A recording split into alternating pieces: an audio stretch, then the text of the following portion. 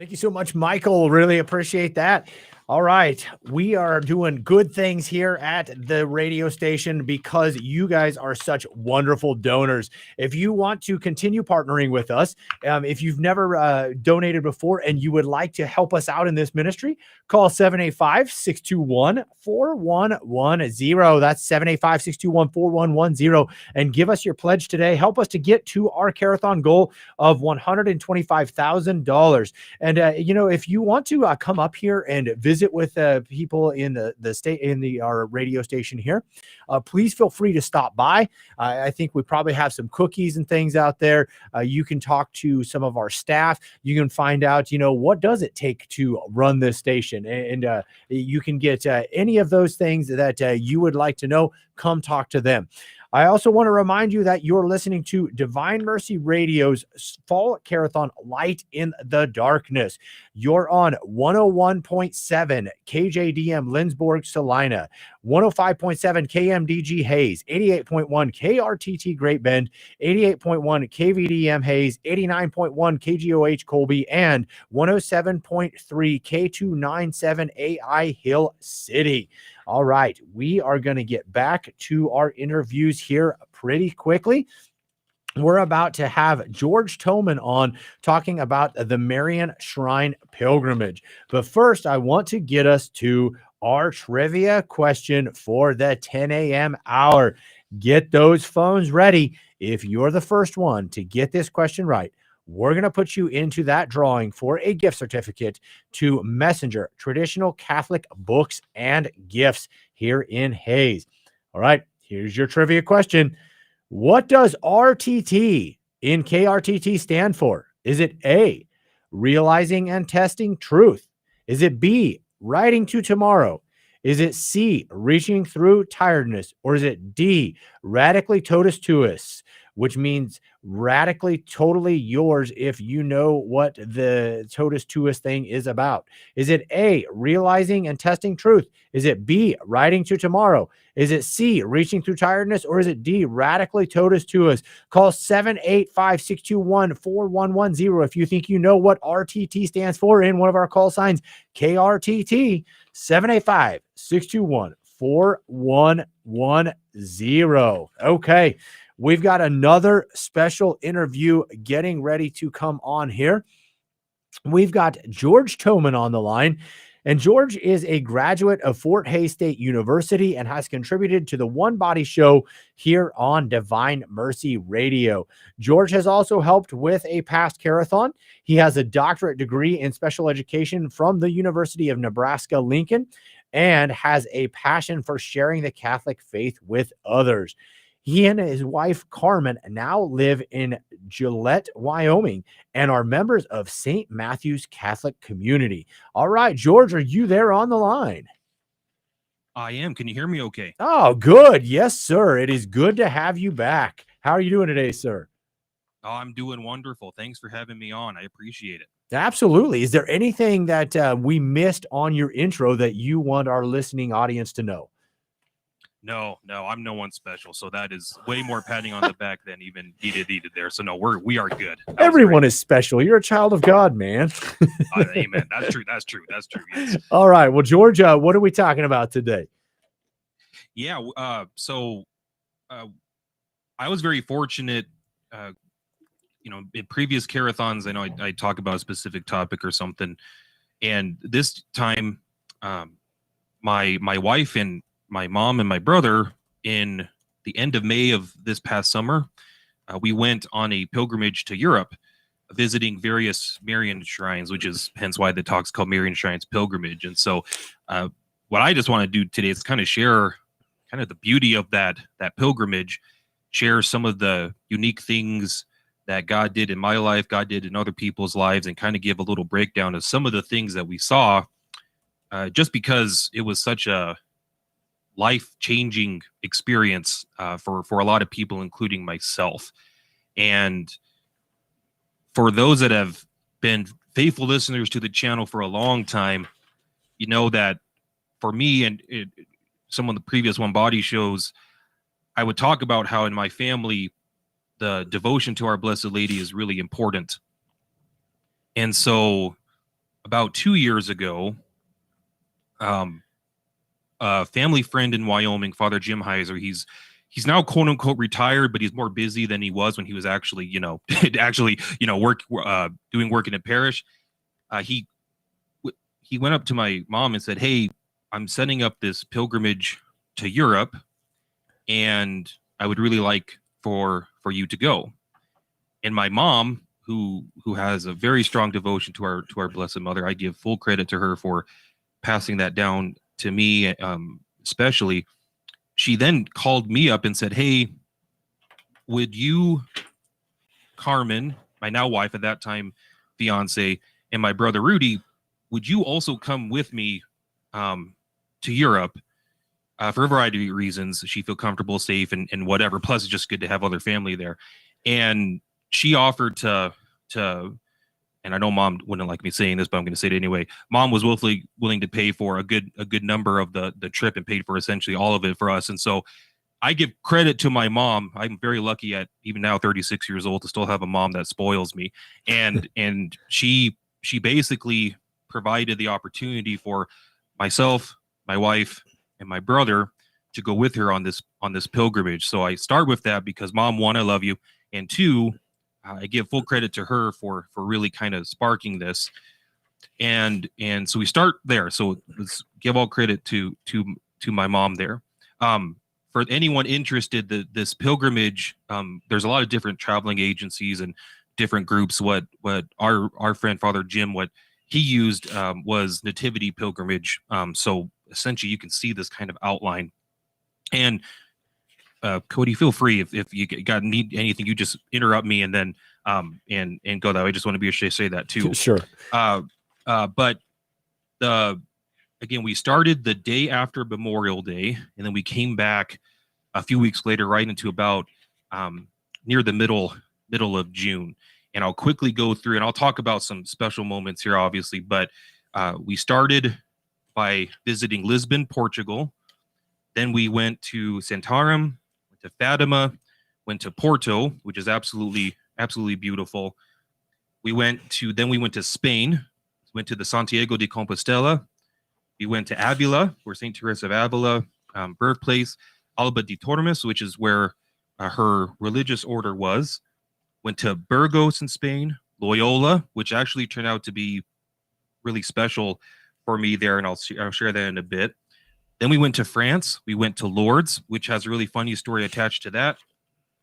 We went back into Spain to Zaragoza, and then we ended up in Barcelona, and that's when from there we departed back to the States from Barcelona. And so I believe this is their 11 or 12-day pilgrimage, and we had a tour guide. His name was Philippe. He was, I believe, around 32, 33 years old. So it was really cool because he was right around my age. He was really, really good in his English, which was great, and also knew Americans quite well. So he would joke with us at times about the difference in cultures, but also very articulate in his knowledge, and learned a lot of insights from him as well. And so I'll start quickly with this. When we started the pilgrimage, I really, everyone kind of has their own when they do stuff like this. And I talked to others who've been on pilgrimages like to Rome and to other things. And some people suggested having like a big prayer intention. Some people just asked, be open to whatever the Spirit provides. I kind of went that route where I really didn't go into it with like this, I want to get this prayer answered, or I want to have this revelation. It was really just a moment of thanksgiving for just the opportunity, and really being open to whatever God was hopefully trying to tell me throughout the experience, because every pilgrimage has some kind of life-changing character to it.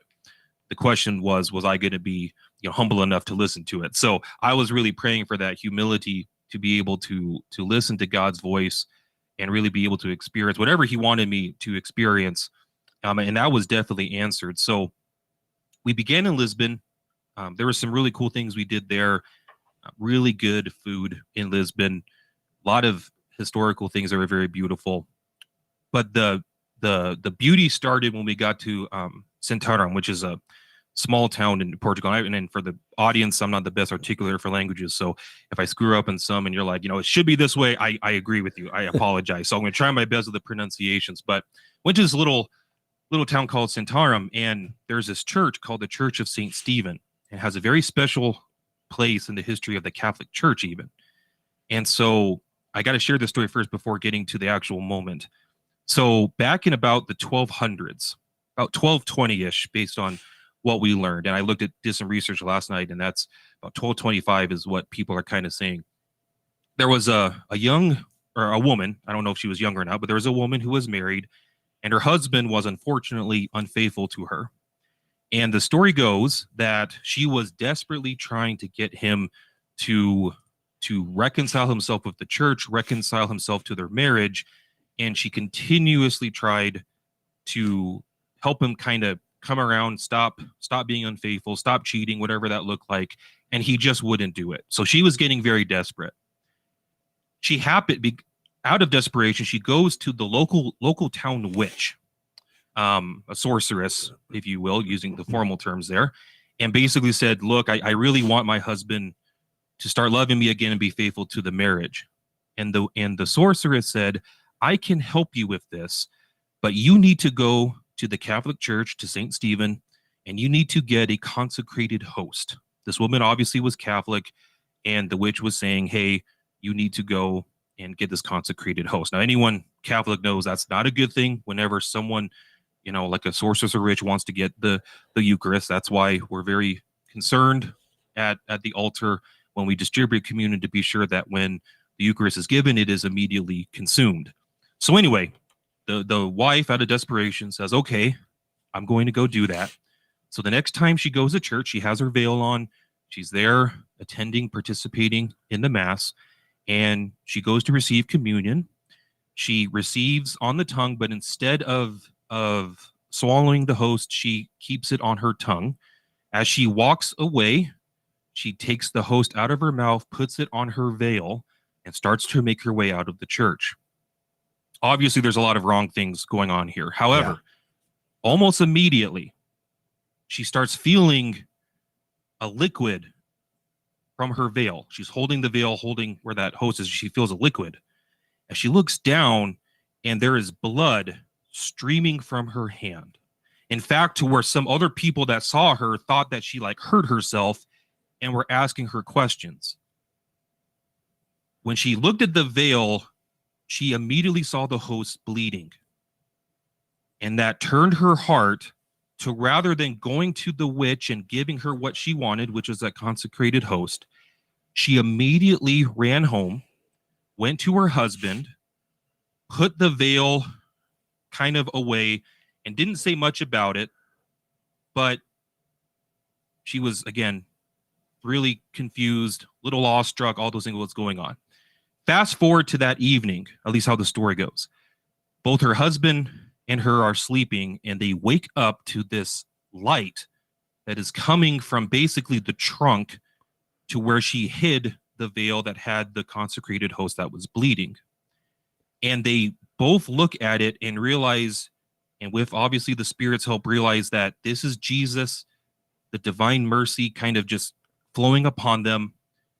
And both of them knelt in adoration all until dawn at what they said. And the wife then confessed to the husband, this is what I did, I'm sorry, and all of that.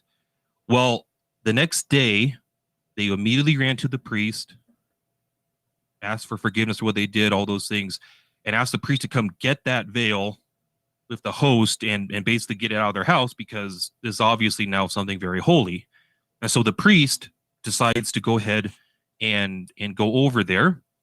And as what our guide said, Philippe, he was really funny. He said, it was a small town, so all of a sudden word got out very quickly that something was happening at this family's house or this couple's house, and they need to be part of it. So the priest comes over, sees the host, sees that it's bleeding in the veil, and decides to then carefully pick it up and bring it back safely to the church. And in that moment, people started to also kind of funnel the streets because they wanted to see what's going on. Again, word got out very quickly. The gossip was real, even back then without social media. And people started to also recognize that consecrated host was bleeding and something miraculous has happened. The priest then takes it to St. Stephen's Church, decides to place it securely. Don't know, remember if it's a tabernacle or whatnot, but places it securely. And then the host continued to bleed for 3 consecutive days. And when it stopped bleeding, you could still see the blood on the host, and you could still see an image of our Lord's face on that host. Now, fast forward to today, that very host is still in that church. And so the first place that we got to go on this pilgrimage, so I apologize for the long explanation. Here's the reason why. We said the first mass we participated in was in that church of St. Stephen, and our guide gave us a quick tour as to the significance of it. At the very top of the church is kind of, you had to take a little stairs to get to the attic, is the monstrance that held that very host back from the 1200s. And as pilgrims, we had the opportunity after mass to go up those stairs. We couldn't take any pictures. There were there was a Portuguese couple that was taking care of this very old church, and they were very strict. No pictures. You know, that's the English that they knew. And so it's like, okay, fair, gotcha. And one by one, we got to go up the attic. And the first beautiful experience that started this whole thing was being able to see that consecrated host. And so you basically walk up these stairs, and when I looked at it, and I can only testify to what I saw, you can still see the richness in the blood. It's literally like, it's the first Eucharistic miracle I've ever seen in person. I've read about them many times, but never seen it in person. And you can see in the monstrance, it wasn't bleeding out, but you could still see the richness, the redness in the blood, and you could see the outline of Jesus' face. If you had really good vision, some in the group had really, really good vision, could really say, hey, there were some more details there too. But it was really awe-inspiring, to say the least. Again, I've never had that opportunity. You read about it, you see some of these things throughout the church that of the Eucharistic miracles, but that was the first experience where we got to see a Eucharistic miracle. And again, the whole point of that miracle was you had a wife who was trying her very hardest to get her husband to not basically cheat on her. And one of the, I guess we want to call it arguments, even though that's not the right term, but we can call it for now. One of the arguments to maybe why God allowed for that moment to happen is to show how the Most Holy Eucharist is the very thing that married couples need to rely on to get through even the toughest parts of their marriage. At least that was the connection that we learned a little bit there. And so that was the first experience, Cody, was being able to see that very red consecrated host. And again, it's been there since 1225, more than likely. And it still looks like it's a fresh consecrated host. It was still, again, that blood was still very much there. And like I said, if you had really good vision, because they do keep it a couple arms lengths away from you, because they don't want, people just, grabbing it, right, and running off with it. But those that were able to really have, again, really sharp vision, which I don't, but I could see the outline of Christ's face. They could really see the Jesus face, almost like in maybe a more of a less way, kind of like Veronica and the veil, where you really see that imprint of Jesus's face. So after that moment, I'll be honest, I was just, again, we just got into country Lisbon, go to Santarem. That was like, Lord, if this is it, I'm good. Like, this is real. This is really awesome. And that was a beautiful way to start our pilgrimage, because honestly, it reminded us of, hey, the whole purpose of this is Jesus himself, right? Like, we're going to go to all these Marian shrines and visit all these beautiful places, but at the end of the day, it's about Christ crucified, and we got a chance to witness that up front. And so to me, even right now, like, I can see that host, and I can remember just being in awe at how beautiful that is. And on top of that, secondary note real quick, and I'll take a little pause here. When we got up the attic, again, we couldn't take any pictures, and I wanted to respect that. There was a lot of glass casings of some really old and beautiful garments, chalices, There was even an old bishops, mitre and crozier that were also kind of hidden behind some glass that probably were there like in the 1500s, more than likely. And so just getting a chance to see that as well and all that history, again, just on day 2 of this thing, really set the stage for a lot of graces that were to come. Wow, what a blessing. We are talking with George Toman about the Marian Shrine pilgrimage that he took and a lot of the blessings he received, some of his reflections on it. George, this is a wonderful talk we got going on, so I don't want to take too long. I just want to remind people that we haven't gotten a trivia winner yet. So let's read that question one more time. If you think you know the answer, call 785-621-4110. That's 785-621-4110. All right. So for one of our stations, our call sign is KRTT. What does the RTT in KRTT stand for? Is it A, realizing and testing truth? Is it B, writing to tomorrow? Is it C, reaching through tiredness? Or is it D, radically totus tuus? What does RTT in KRTT stand for?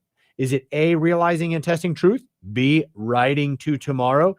C, reaching through tiredness? Or D, radically totus tuus? I can tell you that it's probably not reaching through tiredness. That's what we have coffee for, right? So call 785-621-4110. That's 785-621-4110. Hold on, we've got music cutting in here. I apologize for that. I also want to thank Arlen and Marietta Shupman because they donated $250. So with their donation and our matching funds, that becomes a $500 donation. Thank you to Arlen and Marietta Shupman of Hayes for that donation. If you want to join with them, call 785-621-4110. We have those matching funds and we want to get them used up. We also want to get back to George Toman here. He's talking about the Marian Shrine pilgrimage, some of the blessings he had and his reflections from it. So George, what a beautiful and awesome story. Thank you for the background on that Eucharistic miracle. I've always loved reading about them. And yes, I hope myself to go and be able to see some of them someday. So that's an amazing blessing that you were giving. And like you said, you know, if that would have been it, great, awesome. But I'm sure that there's more to come. And if you could give us some insight then into these other shrines that you were able to go to and some of the reflections and blessings you received through them.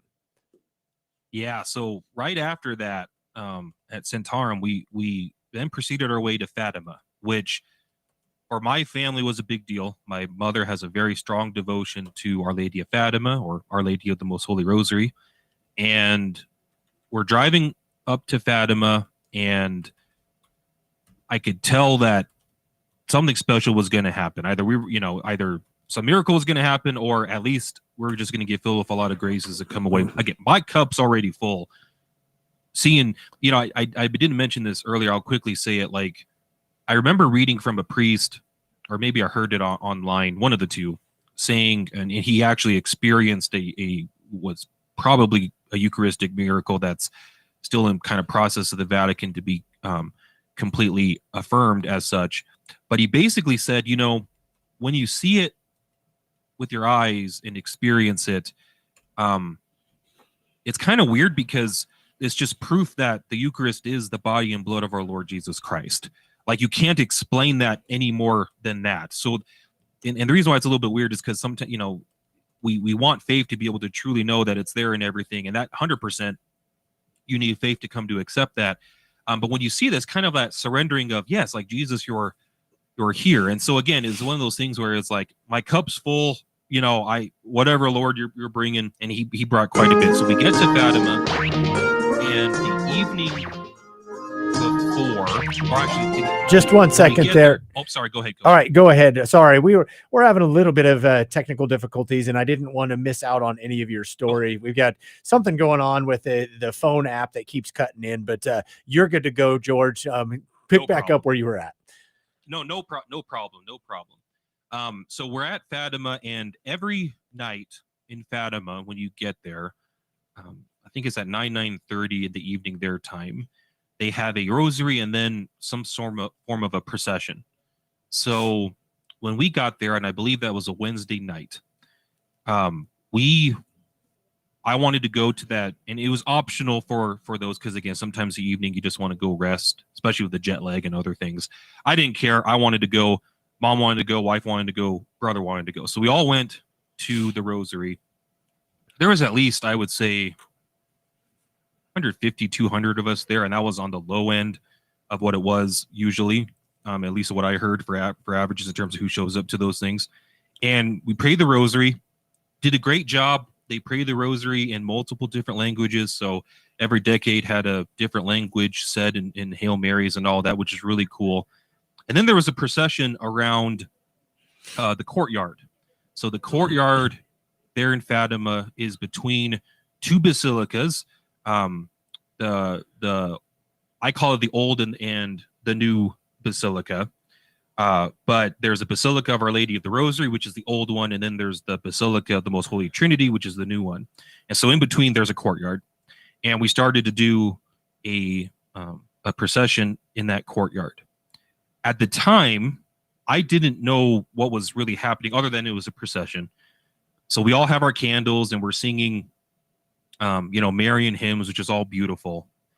And by the time kind of get through about halfway of the procession, I turn around, and it really hit me almost to the point of tears.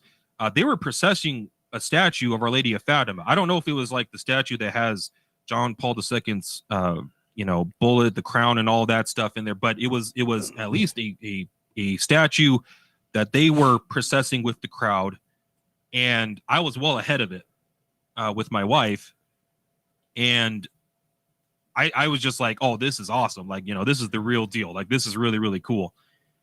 And it just so happened, as we were kind of getting back into position, as it was making its round, I just so happened to be in the right spot. And I have a really good photo of it where I was able to see the statue come by very closely. And for Catholics, you get what I mean. But when we say Mary is beautiful, she is absolutely beautiful. And I just remember kind of looking at that Our Lady statue, Our Lady of Fatima, and just going, wow, how beautiful she is, and how beautiful it is to be a follower of Christ. I think that's what I said in my heart in some way, shape, or form there. And when we were done, I just remember going back to the hotel room, just being very touched by that moment of just almost as if Our Lady was saying in so many words, George, I appreciate that you are here, and I love you. And to me, that was a very, very, very special moment. So the next day, we actually get to go visit both basilicas, and I'll just highlight a few things that were really cool. The first thing to highlight, that's kind of a secondary thing, when you enter the courtyard for the first time, and for those in the listening audience that have been there, you know what I'm talking about. There's a actual piece of the Berlin Wall that's right at one of the entrances into the courtyard. It so happened that, and our guide told us this, that there was a Portuguese man who had a strong devotion to Our Lady of Fatima, and was somehow able to get that piece of wall. It's a fairly big piece of wall. It's about 8 feet tall and about 4 or 5 feet wide. It's not just a little rock. It's a legit piece of the Berlin Wall. And they were able to bring it back and to have it there at Fatima. And that's a reminder of how there's a very firm belief that, especially with the great St. John Paul II, when especially in the 80s, when he made the pleas to Europe to essentially end its evil ways, communism essentially fell under his watch. And so that bringing that piece of the Berlin Wall to Fatima is demonstrating the power of Jesus Christ, how he works through Our Lady to bring his goodness to the world, his graces to the world, and just really how, when you think about the ideas of peace and bringing God's love into the world, or ending certain regimes and other things that could very well be against human nature, against human people, that having that piece of that wall that stood for all those things of the old communist empire, having it there and realizing it's no longer so, at least what it was very inspiring. So we had mass at the Chapel of the Apparitions, which the chapel itself is a few feet away from the actual spot where Our Lady visited the 3 shepherd children of Fatima. They're in Portugal. So we had mass there, and you can see the actual tree that Our Lady stood on. And we had mass, and then we proceeded to go to again, what I call the old basilica, but the proper term is the Basilica of Our Lady of the Rosary. And that is where the 3 children, Lucia, Saint Jacinta, and Francisco, are buried. So obviously it's a long line of pilgrims, but when you get right up to the altar, right on the immediate sides, Lucia and Jacinta are buried on one side, and then Francisco is buried on the opposite side of them. And what we learned, and again, this is just kind of rumor, so this isn't anything that is official, but what we learned is there's suspicion that if Sister Lucia, if you get to the point of her full canonization, they will probably make another chapel or something in her honor somewhere on the premises, if not somewhere in that same basilica. But for now, what they did was they just kept the body next to Jacinta there. And I took pictures of that too. It's a very humble grave. There's nothing that really stands out. And there's very simple wording on the wall, in the church wall, that says Lucia, Jacinta are here. And again, Francisco was on the other side. And the church itself is absolutely, absolutely beautiful. And so we did a quick tour of that. Heart obviously racing, just, which is very beautiful. And then we went to the new basilica across the way, across the courtyard, which is Basilica of the Most Holy Trinity. And it is a fascinating piece of architecture, because it tries to take a little bit more of a modern approach, but it can hold tens of thousands of people. It's really designed so if, for example, there's a major mass or something that happens in the courtyard, but it's like raining and it's a little bit uncomfortable, you can literally bring everyone into the new basilica, and there'd be enough seats to hold everyone. So it can literally hold 10, 15,000 people, which is the biggest church I've seen, at least in my own eyes. So many pews and so many layers to it as well. And that was really special. We also got a chance to see the home of the shepherd children. So we actually got to go to their actual spot where they grew up, got to actually go into their homes. A little joke that my wife has here was, as we were going through it, I was a little bit tired, obviously awestruck at what we were experiencing. The houses are quite small. So, and I'm not the tallest guy, but I was definitely taller than what they were. I bumped my head like 2 or 3 times going through the houses. It was actually kind of comical at the time. And you can almost tell, like, the person that was kind of supervising the place kind of look at me and going, "Come on, American, just, duck your head for once at least." It was, again, kind of humorous, but we got to see where they live. Very humble. Again, they lived as they were shepherd children. They were very poor. So you really saw that poverty. And then the last thing about that experience in Fatima was, and I don't remember exactly which apparition it was. Our Lady visited the shepherd children multiple times. And there was one time that she didn't go to where the Chapel of the Apparitions is right now, the Cova. She actually visited them somewhere else. And we went to that very spot where she visited them. And it's in a spot where it's actually a place where you can do the Stations of the Cross. And there's a beautiful statue of Our Lady, and it's in the exact spot where she appeared to the children. And I remember looking at that statue and just kind of asking myself, if I was in the shoes of the children, how would I feel? And I just kind of thought how beautiful it was that our Lord granted that these children, in a very humble and obviously holy way, to be in a location where, again, he didn't use like a fancy carriage or a fancy home or whatever, but he showed up in this particular spot, kind of out in the middle of nowhere, at least at the time, and allowed, again, Our Lady to be there so that she can then relay the message to the children. And the whole point I share from there is what I took away from that moment when I look back at my notes and reflections on the whole experience was how our Lord works through the simple. He works through the things that are natural within the world, which then reminded me of the importance of realizing when we ask God, are you in my life? God, are you here? Are you actually present here?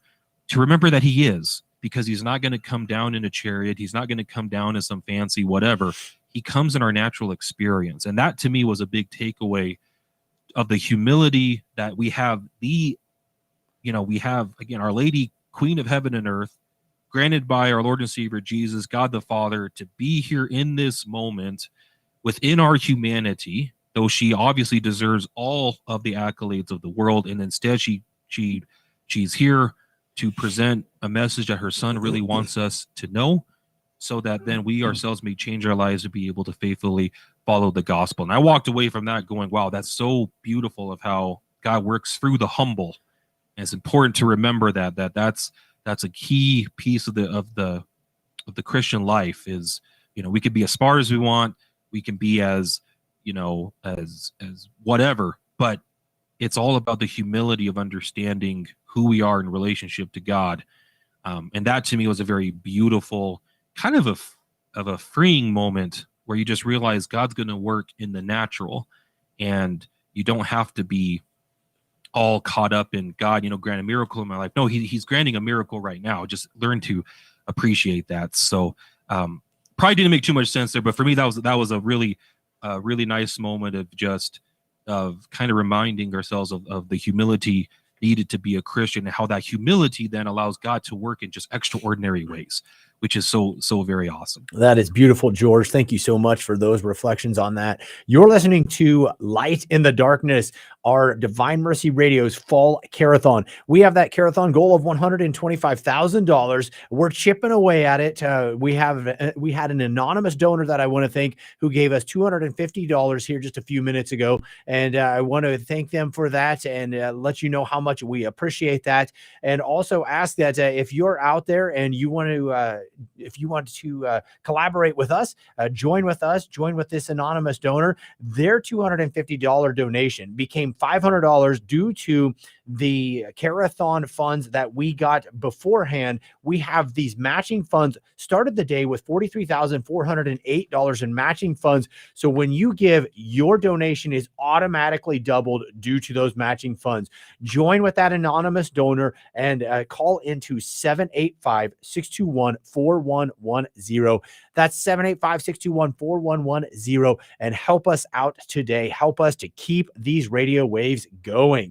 I also want to congratulate Kristen Eilert. She was our trivia winner. The question was, what does RTT in KRTT stand for? And the correct answer there is radically totus tuus, and totus tuus stands for totally yours. So it is radically totally yours.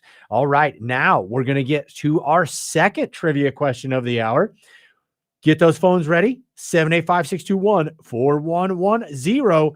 What does VDM in KVDM stand for? Is it A, Voice of Divine Mercy, B, Vocally Drawing Me, C, Vocations Do More, or D, Verify, Demonstrate, Measure?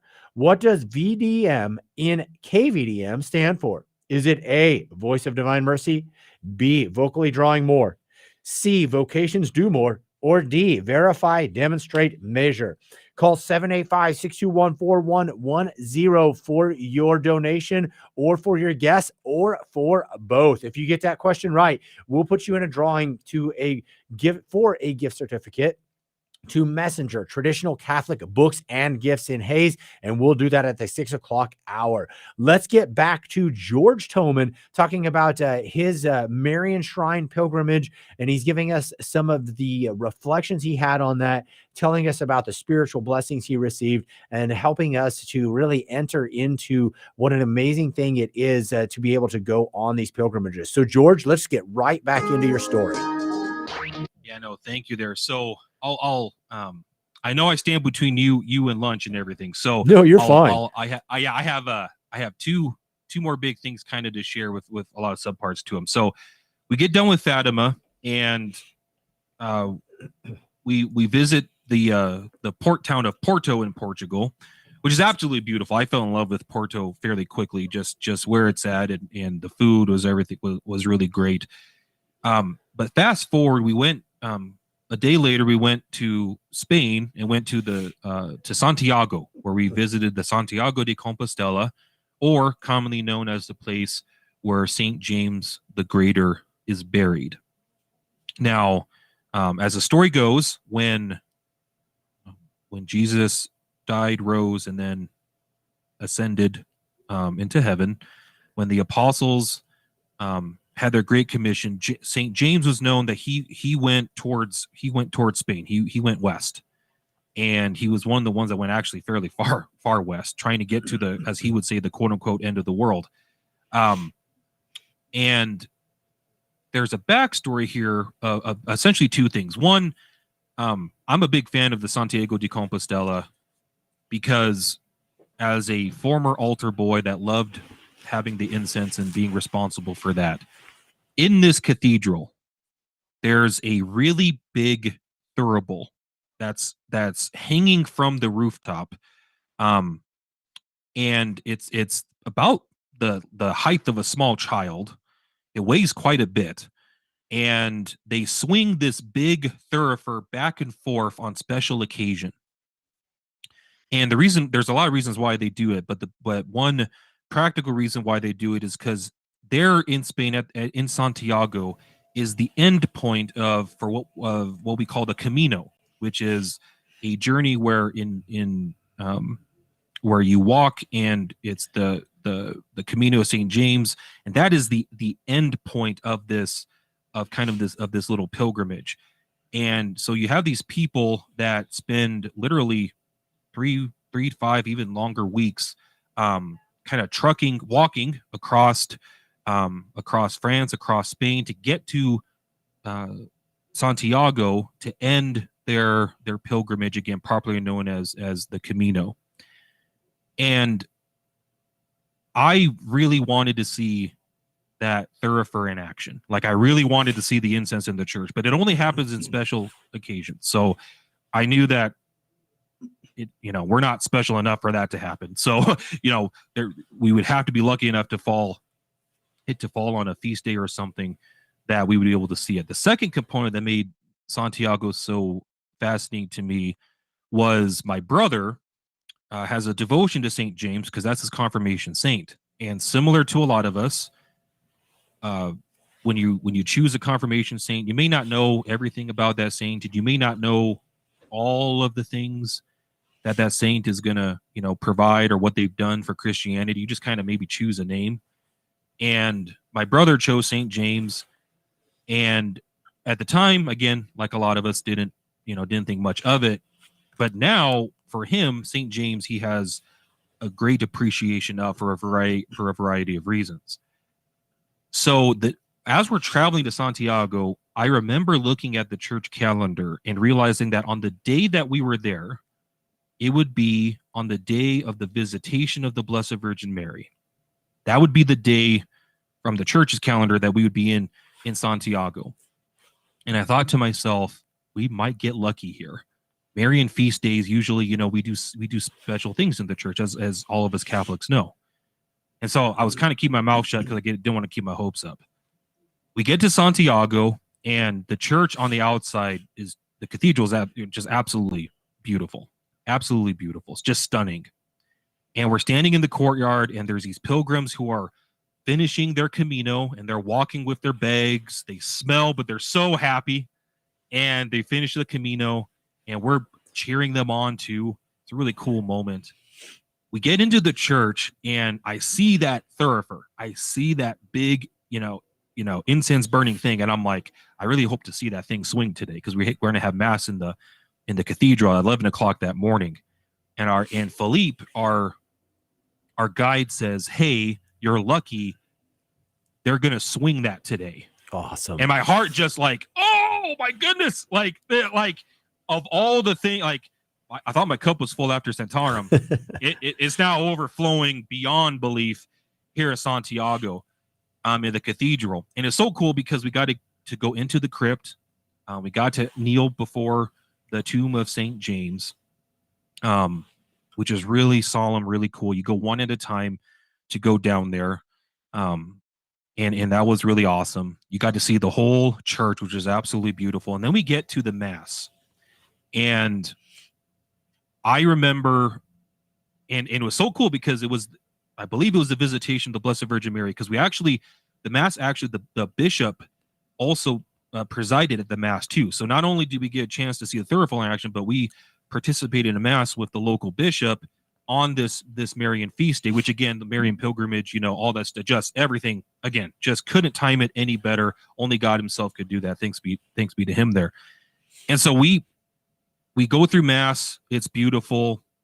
They're primarily speaking in Spanish. My wife is very fluent in Spanish, and so she was able to join along, and it was really impressive, and I was a little bit jealous. We get to the end of Mass, and they decide to go ahead and start the Thurifer up. So the Thurifer, again, is at the altar. It's hanging from the ceiling. And what they do is the bishop and the other priests, they bless the incense, put it in there. Again, it's like almost a big cauldron. And then, I don't know exactly what they're called, but the volunteers on the side, they start swinging the Thurifer. And you can see videos of this if you type in Santiago de Compostela on YouTube or Thurifer in Spain, and you'll eventually get to a video that shows it. You're not supposed to film it inside the church, but people do it anyway, and it's on YouTube. Anyway, I'm there watching it, and we got a fairly decent view of the Thurifer swinging back and forth. And I know it sounds maybe weird to just see a big Thurifer swinging back and forth, and how it can be like really awe-inspiring and just make you just almost want to cry. I know for my brother and my mom, it did make them tear up. For me, my eyes were welling a little bit as well.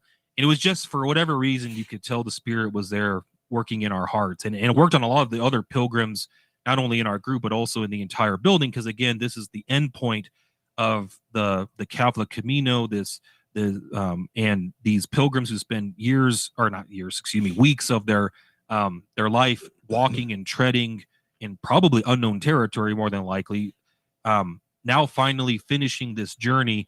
And you can also see it in their eyes too, the beauty of this moment. And I remember telling Carmen this, my wife, she was right next to me. And again, everyone had their cameras out. You're really not supposed to have your cameras out.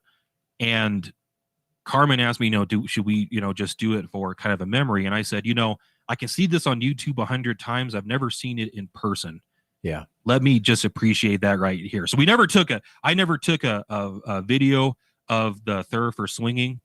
But I still can see it in just by the emotions of that day. And again, what was so cool about that whole experience was my brother, who has a devotion to St. James, I know he received healing and insight somewhere within that moment. I don't know exactly when, that's his story to tell, but somewhere in that moment, some questions that he's had were answered, some other things were answered. And I know for me that was profound, because just to know that our Lord was working in my family and answering prayers was really, really, really cool as well. So that ended our Santiago time. Again, the food was great. We got a lot of little things that bring home too, because there's plenty of tourist places there as well. But that was really a big highlight that I know we were looking forward to going into it, but the fact that it landed on a Marian feast day, not a major one, but definitely was up there. We got to have Mass said by the local bishop, and we got to see the Thurifer have that timing all align out without us ever even planning that to begin with. It was almost as if God was like, yes, I'm spoiling you. Accept it. I love you. And it was just really, really cool. That is amazing. Going to take one quick break here. Thank you so much, George, for giving us some insight into these blessings that you have given us. I want to congratulate Josie Patton, who won the trivia question. The question was, what does BDM stand for in KVDM? And it is a Voice of Divine Mercy. So good job on that, Josie. We will get you put into that drawing for that gift certificate to Messenger, traditional Catholic books and gifts, which we'll draw at 6 o'clock. I also want to thank Mike and Lori Hurdle, who pledged $600. So with their pledge and with our matching donor funds, that is a $1,200 donation. Please join with Mike and Lori and with everybody else who has donated today to help us get to that total goal of $125,000 at the end of the week. Those funds help us to keep the lights on, keep the radio waves going, keep paying our employees, and everything else that we need to do to make sure that this gospel message is continuing to get out there. We also are able to take things like this interview that we're doing with George right now, and we're able to play them later for our One Body shows, so that if you missed it, you can go and you can listen to it again when we play those, or you can catch them on our YouTube channel. And so all of your funds help us to continue putting out this good content that you like to hear.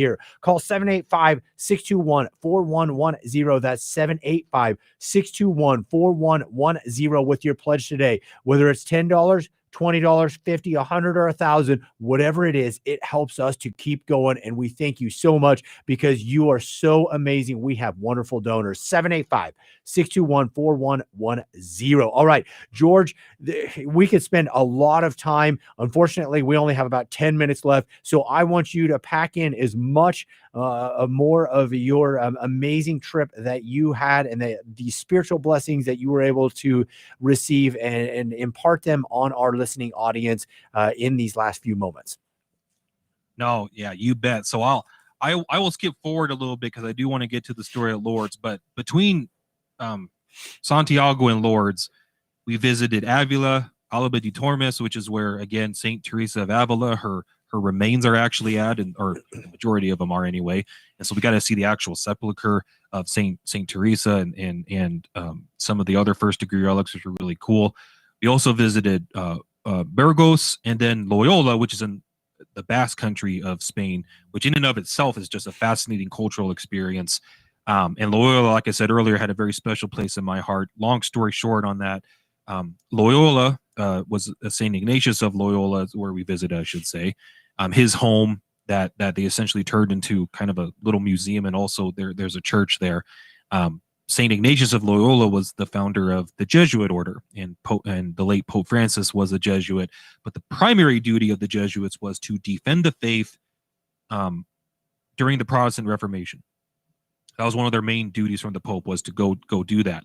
And that meant a lot to me because as some remember, my undergraduate was at Concordia University in Nebraska, which is primarily Lutheran Church Missouri Synod. Great people, very close to the Catholic Church in terms of understanding, but obviously not in communion. You know, we're Lutherans, Catholics, etc. But we have a lot of similar talking points.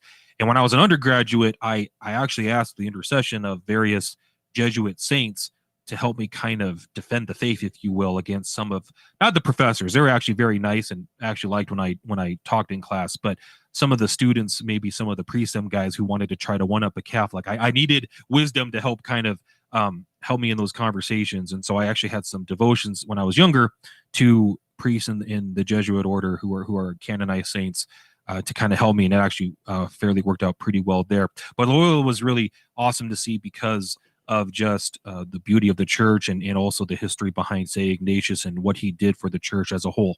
So anyway, fast forward now, we're on our way to Lourdes. And obviously for a Catholic outside of Rome and maybe a few other places, Lourdes is up there of the miracles of St. Bernadette and the grotto and the miraculous water and those things. So by this time we're on the second half of the pilgrimage, so we're not at the end, but we're definitely getting closer to the end. So, you know, we're tired, we're a little bit wore out, and frankly, you know, there's a little part of you that wants to get back home. Well, when we get to Lourdes, and the ride was a little bit bumpy to get there, we get to Lourdes, and I really wanted to ask, how do you get the Lourdes water? So, like, I know, like, from, you know, TV, EWTN, you know, all the pictures you see, I know what the grotto looks like. But I don't know like how to bring any water home, if you even can, because that's what I wanted to do. Was I wanted to bring some Lourdes water home with us. So I asked our tour guide Philippe, again, 33-year-old young guy, really smart, really bright, and I asked him and I said, you know, can you give me some advice on where to go when we get to the actual, when we get to Lourdes. Can you give me some advice on how to get the Lord's water? Because I want to bring some home. And he said, don't worry, George, I got it. Like, he just kind of, shoves me off and says, no, it's part of my routine. I got it. I'm like, okay, perfect. So the only thing he did say, though, was bring enough bottles that you want to have refilled. And I asked Philippe, how many can I bring? And he said, as many as you want. So I proceed the morning of going to a gift shop. I got like a 5-liter big jug that was empty. I got a couple other like half-liter ones. I filled my backpack up and I said, Carmen, sweetheart, I'm going to abandon half my clothes so we can make weight limit going back to the States. But I am bringing water with me back home. So we get to the grounds, and Lourdes is absolutely beautiful when you get to the actual grounds. And I will share just on a personal note, when we had a private mass said, and I remember when the chalice was raised during the elevation, I remember the Lord telling me, George, you're healed. I don't know exactly what that means, like in the sense of like exactly what that, like it wasn't like, my vision changed or whatever, but I had a very strong sense from the Spirit that, George, you received some kind of healing. So I know that happened. I'm still in the discernment process of kind of figuring that out. I have some suspicion of what it is, but I won't share it publicly. But I know it happened. So now I'm already like giddy as a child. And we get to the spot where basically how Philippe did it was we toured the grounds, we toured the basilica, and he leads us to the spot right outside of the grotto. And then we have basically 2.5, 3 hours in the afternoon to do whatever we want, to explore all of, Lourdes, and we could even visit St. Bernadette's home and all that. But at the end, he said, here is your guide to get Lourdes water, because I know some of you want to bring it home. So he explains that there's there's 2 main spots essentially where you can get Lourdes water. There's some that the little spouts, they have a nice underground system where the water is kind of naturally brought up to, you have little places where you can go and kind of like a water fountain almost, be able to use a little spigot and be able to get water from there. And then, and this is the funny part, and I wish Carmen was here because she could attest for this. Philippe looks me right in the eye. He's talking to all of us, but he looks me right in the eye and said, for those of you with the big water bottles, you go over here. And he had a little smirk on his face. So I know that he remembered the conversation from the night before. So I go and I'll quickly share with this, and then I'll end our time because in terms of the graces received. I remember going to the big fountain to fill that big bottle, and I didn't know. I was watching some of like the old timers. They had their water bottles and they were just like sipping on it like drinking water, and I kind of was like, is that blasphemous? Like, can you do that? Can you just drink the Lord's water? This Lord's water that's miraculous and everything. And I just kind of realized, well, when in Rome, do as the Romans do. So I took a little sip, and I tell you, I kid you not, it was some of the purest drinking water I've ever had in my life. Kid you not. And again, they don't filter this stuff underneath. This is just a natural kind of engineering structure they use to bring it out from underground. But this is not like, purified. This is like just coming straight from the wells itself there. And it was really, really wonderful. And so then, I fill up that 5-liter one and a few others. We visit the grotto multiple times, pray the rosary there. Absolutely beautiful. And I will say, as we were traveling home, I did leave about half of my clothes in Barcelona, actually. Unfortunately for the hotel staff to have to get rid of, because I wanted to be underweight, so I didn't have to pay the $100 fee to be overweight, going back to the States. And so right now we have a bunch of Lord's water we brought back we have friends in healing ministry and priests that have a devotion to Our Lady of Lourdes. And so we hand that out and all that. But basically to kind of conclude our time, the beauty of this whole pilgrimage to me was just how much God worked in every moment. And regardless of how much you know about the faith or all your experiences, like these moments were very, very beautiful. And I'll never forget that, because for me, other than the healing and the other beautiful things going on, it was just a humble reminder of how beautiful our church is. And that's why I would suggest, if anyone can, and you don't have to go on an overseas pilgrimage. It could be a pilgrimage here somewhere in the States, or again, there in rural Kansas, you have some beautiful churches that you can go and visit that can be your own pilgrimage. Take some time to think about doing that, just because it'll really reinvigorate your faith a little bit. and God can help remind you of the beautiful things that sometimes when we're doing our daily duties and other things that kind of distracts get in the way. So again, thank you to you all for allowing me to share this little story. I know it's a little different than the past, but it was a grace-filled experiences. Thanks a bunch for all you do. God bless you. And again, for the listening audience, please be sure to give and pray for our radio station. Now more than ever, we need Catholic radio. We need the truth to evangelize the world. So God bless you, and thank you. George, thank you so much for your blessing. We really appreciate you being on here today. All right. You are listening to Divine Mercy Radio's Fall Carathon, Light in the Darkness. We've got that carathon goal of $125,000. If you would like to help us out with that, please call 785-621-4110.